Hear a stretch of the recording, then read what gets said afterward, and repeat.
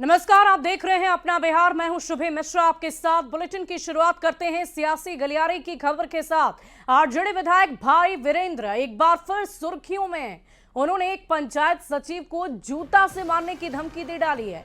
दरअसल मनेर से विधायक भाई वीरेंद्र ने किसी का मृत्यु प्रमाण पत्र बनाने के लिए एक पंचायत सचिव को फोन मिलाया था, लेकिन पंचायत सचिव विधायक भाई वीरेंद्र को नहीं पहचानता था और उसने जिस अंदाज में बात की, भाई वीरेंद्र आपे से बाहर हो गए और फिर क्या, उसे फोन पर ही धमकी दे डाली है।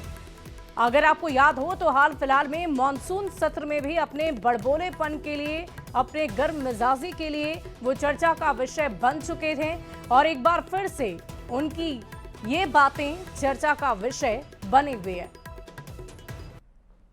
हाँ भाई वीरेंद्र बोल रहे हैं हम। हाँ बोलिए। बोलिए, कौन बोल रहा है रे? इनसे बात करना है आपको? अरे पंचायत सचिव से मैं बात करना चाह रहा हूँ। हाँ पंचायत सचिव बोल रहा हूँ, बोलिए। अरे तो भाई वीरेंद्र को तुम नहीं पहचानता है? तू कहेगा कि बोलिए। तो अपना परिचय दीजिएगा तब ना। अरे भाई वीरेंद्र का नाम परिचय देना पड़ता है? भाई वीरेंद्र मेरा नाम है।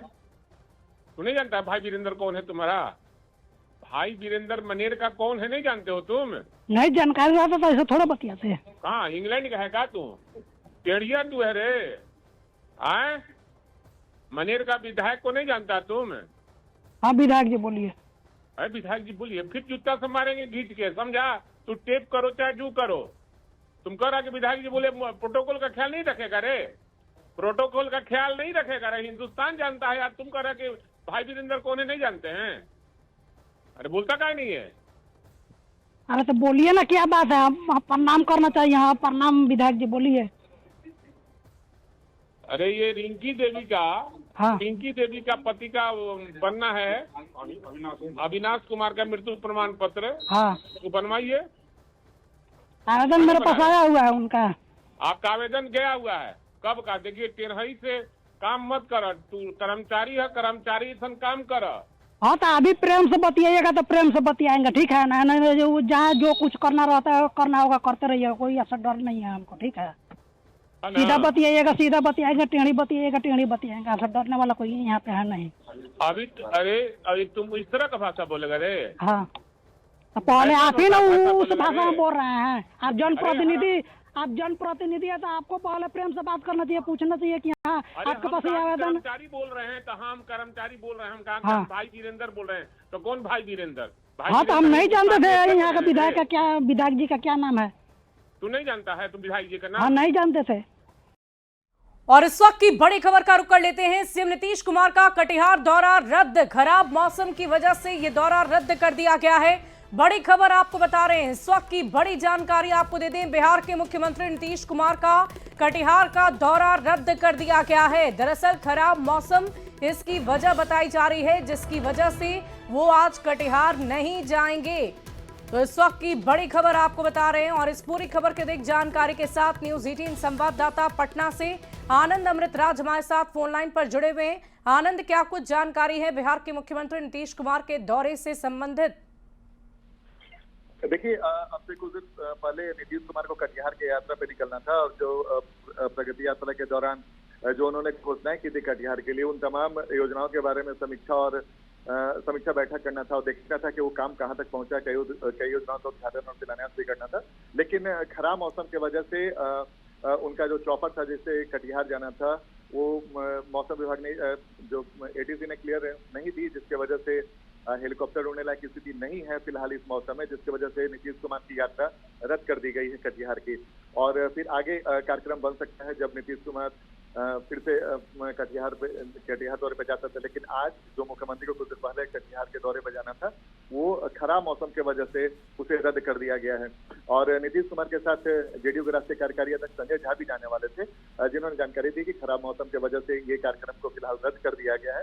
आने वाले समय में जब मौसम ठीक होगा और फिर अगला कार्यक्रम बनेगा तब मुख्यमंत्री कटिहार जा सकते हैं। लेकिन प्रगति यात्रा के दौरान मुख्यमंत्री ने जो घोषणाएं की थी कटिहार को लेकर, आज उसी योजना का समीक्षा भी करना था और कहां तक विकास कार्य पहुंचा और इसी बात के लेकर वो जायजा लेने के लिए जाने वाले थे, लेकिन फिलहाल मौसम की वजह से नीतीश कुमार का कटिहार दौरा फिलहाल रद्द कर दिया गया है। जी चलिए, बहुत बहुत शुक्रिया आनंद हमारे साथ जुड़ने के लिए, तमाम जानकारी के लिए। तो ये बड़ी खबर आपको बता रहे थे बिहार के मुख्यमंत्री नीतीश कुमार के दौरे से जुड़ी भी कि उनका ये दौरा, आज वो कटिहार जाने वाले थे, वो दौरा रद्द कर दिया गया है क्योंकि मौसम का मिजाज सही नहीं है और इसीलिए इस दौरे को फिलहाल अगले तिथि के लिए निर्धारित रखा गया है। तो इस वक्त की बड़ी खबर आपको बता रहे हैं, खराब मौसम की वजह से बिहार के मुख्यमंत्री नीतीश कुमार आज कटिहार दौरे पर नहीं जाएंगे, उनका ये दौरा रद्द कर दिया गया है। खराब मौसम इसकी मुख्य वजह बताई जा रही है, जिसकी वजह से बिहार के मुख्यमंत्री नीतीश कुमार आज कटिहार नहीं पहुंचेंगे।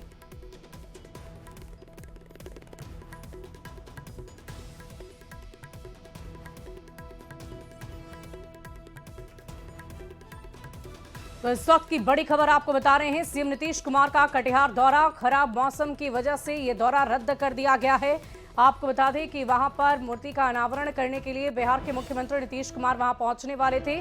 और इसी बीच आपको एक और बड़ी खबर बताएं, चुनाव के लिए एक्शन में है नीतीश कुमार। इस वक्त की बड़ी खबर आपको बता रहे हैं, हरियाणा से विशेष रथ लाया गया है। सीएम नीतीश के लिए ये रथ मंगवाया गया है और इसी रथ से चुनाव में रोड शो करेंगे बिहार के मुख्यमंत्री नीतीश कुमार। कई सुविधाओं से लैस है ये विशेष रथ और रथ का नाम रखा गया है निश्चय रथ।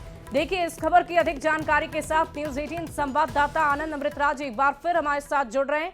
आनंद, क्या जानकारी है, विशेष रथ में क्या खास सुविधाएं हैं और हरियाणा से ही इसे क्यों मंगवाया गया?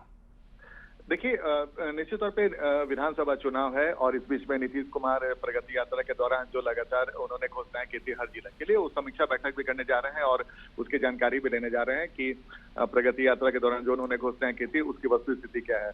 और जहां जहां जा रहे हैं इसी रथ पर, जो विशेष रथ जो हरियाणा से मंगाया गया है, जिसका रजिस्ट्रेशन हरियाणा से है, उस रथ पे नीतीश कुमार जब उसी जिले में जा रहे हैं तो उस रथ पे सवार होकर जनता के बीच में जा रहे हैं और लोगों से अभिवादन में स्वीकार कर रहे हैं, लोगों के बीच में जा रहे हैं उस रथ के सारे। और सबसे महत्वपूर्ण बात है कि इस रथ के बारे में जो जानकारी मिली है, इसी रथ से बिहार विधानसभा चुनाव में नीतीश कुमार कई जगह रोड शो कर सकते हैं। इस रथ से वो विधानसभा चुनाव में प्रचार भी करेंगे। तो जाहिर तौर पे नीतीश कुमार का बिजी शेड्यूल होगा और काफी लंबा यात्रा होगा, जिसकी वजह से एक ऐसा आनंद, रथ के बारे में कुछ विस्तृत जानकारी देंगे क्या? ये खास तौर पर कोई गाड़ी है या कुछ लकड़ी नुमा जैसे रथ हम जानते हैं वैसा कोई रथ है? कैसा इसका स्वरूप होगा? देखिए, एक बस था जिसे रथ का आकार दिया गया है और इस रथ में कई सारी सुविधाएं हैं। इसमें इस रथ में बेहद आरामदायक सीटें बनाई गई हैं जो लंबी यात्रा के दौरान किसी तरीके से थकान मुख्यमंत्री को नहीं हो, इसके लेके एक विशेष सीट भी बनाया गया है और रथ में 4 जो एडजस्टेबल सीट भी है जिस पर मुख्यमंत्री बैठेंगे। इसके अलावा जो लंबी यात्राओं के दौरान थकान नहीं होने देगी इस यात्रा में, इस बस में, इसका खास ख्याल रखा गया है। इसके अलावा प्राइवेसी का भी पूरा ख्याल रखा गया है।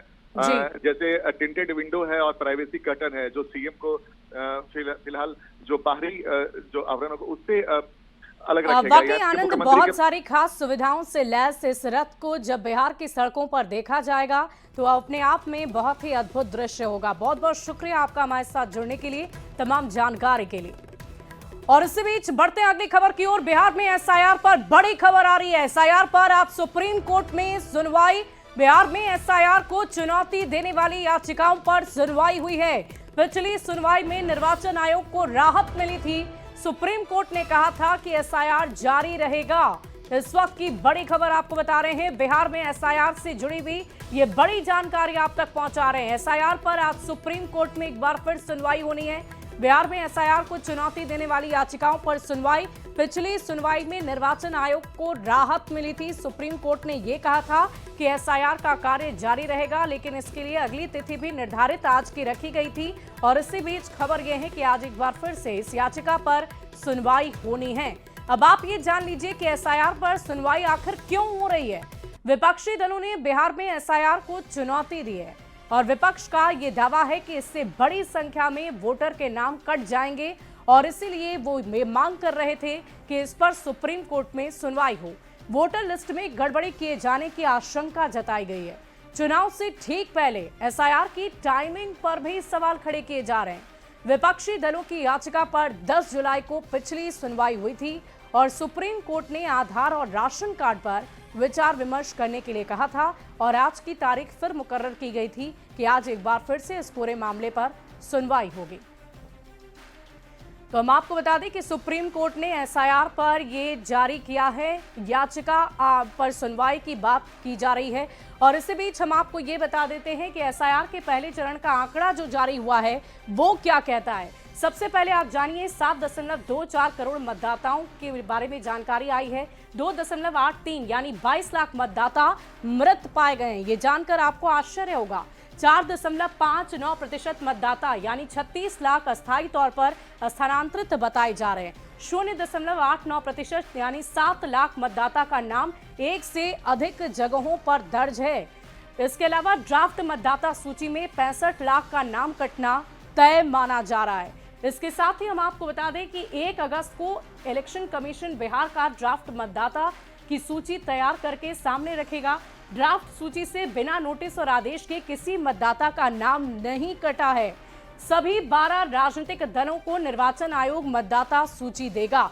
तो आप ये समझ रहे होंगे कि कैसे इलेक्शन कमीशन की तरफ से ये ड्राफ्ट तैयार किया गया है और इसे अब जारी भी किया जाएगा। वो दिन दूर नहीं है 1 अगस्त का जब इसे सबके सामने रखा जाएगा। बढ़ते आगे, एसआईआर पर विपक्ष के सवालों का जवाब भी निर्वाचन आयोग ने दिया है।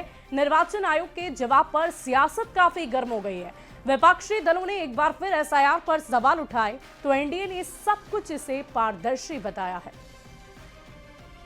इलेक्शन कमीशन हमारे सवालों का जवाब दे दे। सवाल पूछने से पहले इलेक्शन कमीशन ये बताए कि किसके दबाव में आकर बीएलओज पर इतना दबाव बनाया गया कि वो दूसरों का फर्जी साइन कर रहे हैं।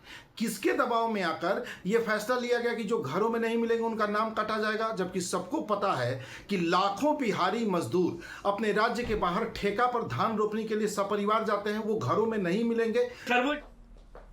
और देखिए, एसआईआर पर आज सुप्रीम कोर्ट में सुनवाई पर जेडीयू सांसद दिलेश्वर कामैत ने कहा है कि चुनाव आयोग संवैधानिक संस्था है और बिहार ही नहीं पूरे देश में निष्पक्ष चुनाव कराना चाहता है और निष्पक्ष चुनाव के लिए ही ये सब कुछ हो रहा है।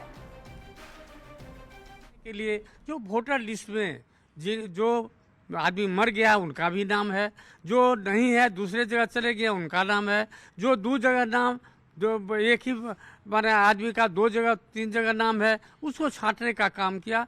तो उन्होंने जो उचित है वह किया है, उस पर विरोध करने की बात ही नहीं थी। फिर भी विरोधियों ने इसको विरोध किया है। सुप्रीम कोर्ट में आज इसका फैसला होगा, क्योंकि उसका जो अधिकार है, चुनाव आयोग का जो अधिकार है, वो अपना अधिकार का पालन कर रहा है। वो चाह रही है निष्पक्ष चुनाव करने के लिए।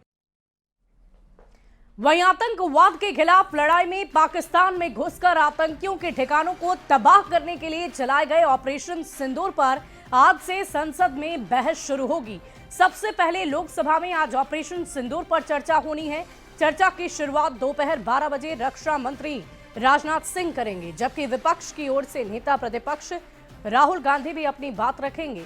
लोकसभा में ऑपरेशन सिंदूर पर लगभग 16 घंटे चर्चा का समय निर्धारित रखा गया है और इस चर्चा में पीएम मोदी के भी शामिल होने की खबर है। वहीं मंगलवार को राज्यसभा में ऑपरेशन सिंदूर पर चर्चा तय की गई है।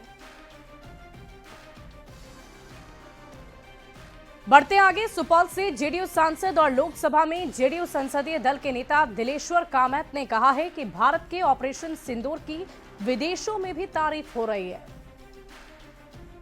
16 घंटा का समय निर्धारित हुआ है लोकसभा में और उसी तरह राज्यसभा में है, तो इस पर चर्चा हो गया। विरोधियों का मांग था जो ऑपरेशन सिंदूर पर चर्चा हो। सरकार चर्चा करने के लिए तैयार है। आज से चर्चा शुरू होगी और जो भारत सरकार में सभी दलों के नेताओं को विदेशों में भेज करके इस संबंध में विदेश से भी भूरी प्रशंसा की गई है। जो भारत ने जो आतंकवाद को खत्म करने जो काम किया वह उचित है और सारी बातों को विदेश में भी लाने का काम किया। बढ़ते आगे, बड़ी खबर का रुख करते हैं। बिहार को एक और बड़ी सौगात मिलेगी। बुद्ध सम्यक संग्रहालय की सौगात वैशाली में स्मृति स्तूप बनकर तैयार। 29 जुलाई को सीएम नीतीश कुमार इसका उद्घाटन करेंगे।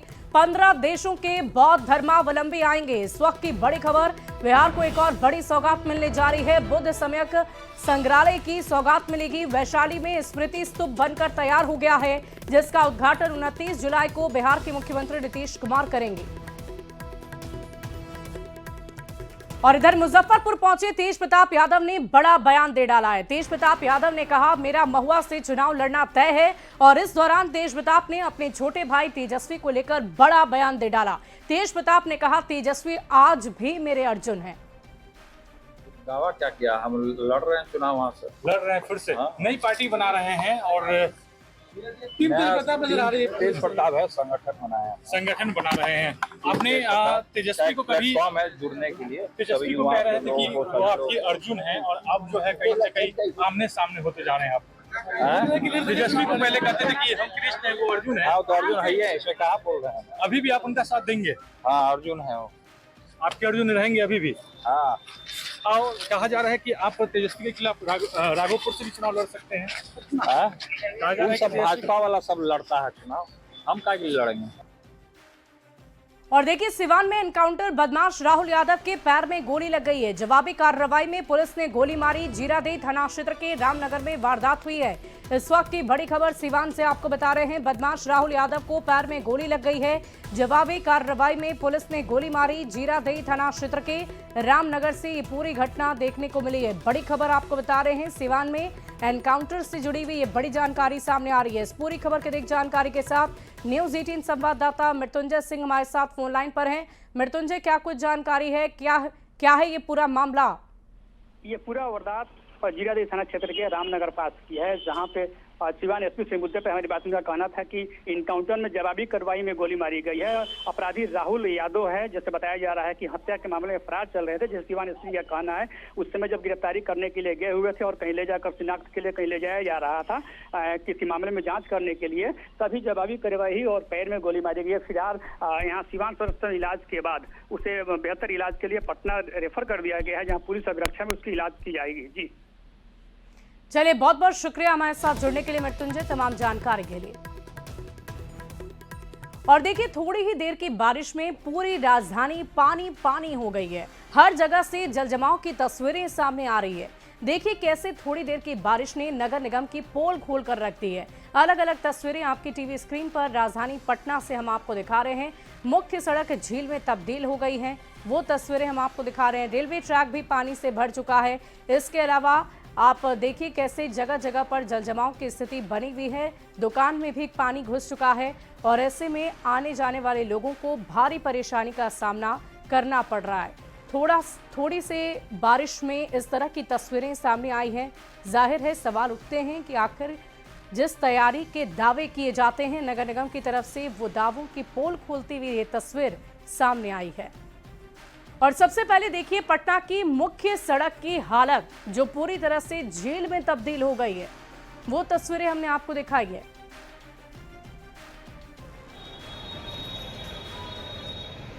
झमाझम बारिश के बाद पटना की तस्वीर बदल गई है। जगह जगह सड़कों पर पानी ही पानी नजर आ रहा है।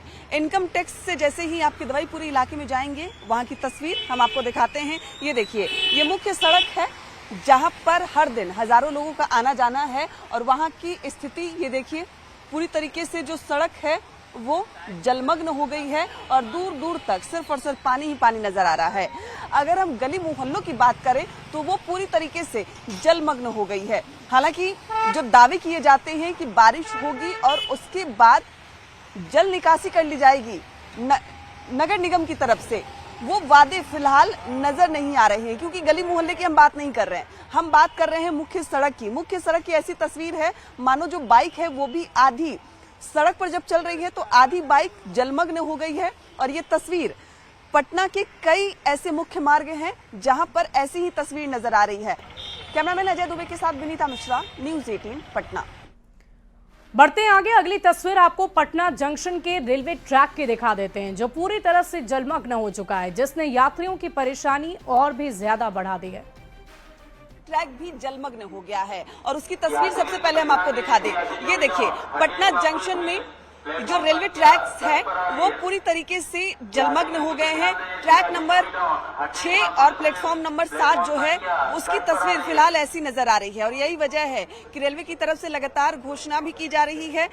लोगों को बताया जा रहा है कि ट्रैक पर पानी चढ़ने के कारण जो रेल है वो भी अब देर से अपने समय अनुसार नहीं, देर से यहाँ पहुंचेगी। और यही वजह है कि यात्रियों की जो संख्या है पटना जंक्शन पर दूर दूर तक नजर आ रही है, क्योंकि कई ऐसे जो रेल समय पर आने वाली थी, ट्रेन समय पर आने वाली थी, वो अब लेट हो गई है। ट्रेन लेट होने के कारण यात्री पटना जंक्शन पर इंतजार कर रहे हैं। ट्रेन समय पर ना चलाने का जो निर्णय है वो लिया गया है और अनाउंस भी किया जा रहा है कि कई ट्रेन लेट आएगी। कैमरामैन अजय दुबे के साथ विनीता मिश्रा, न्यूज़ 18 पटना।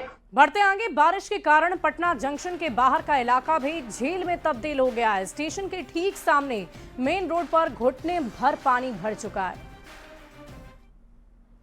बिल्कुल गलत नहीं होगा, क्योंकि पटना में चारों तरफ सिर्फ और सिर्फ पानी नजर आ रहा है। इस वक्त हम पटना जंक्शन के पास मौजूद हैं और ये देखिए, पटना जंक्शन के ठीक सामने इतना ज्यादा पानी है, यानी लगभग जो बाइक्स है वो आधी डूब जाएगी।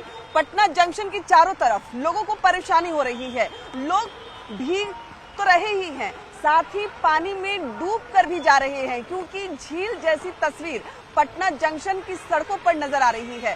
दूर दूर तक सिर्फ और सिर्फ पानी है और ये देखिए, इतनी ज्यादा पानी राजधानी पटना में चारों तरफ नजर आ रही है। और ये मुख्य सड़क है पटना जंक्शन, जिसे हर दिन लाखों लोग यहाँ आते और जाते हैं। वहाँ की स्थिति ऐसी है जहाँ रात में हुई पानी के बाद की जो तस्वीर है वो बदल गई है।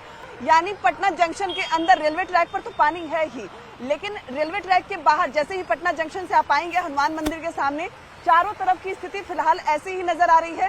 कैमरामैन अजय दुबे के साथ विनीता मिश्रा, न्यूज़ 18 पटना। और फिलहाल इस बुलेटिन में अभी के लिए बस इतना ही। आगे देखिए जोहार झारखंड।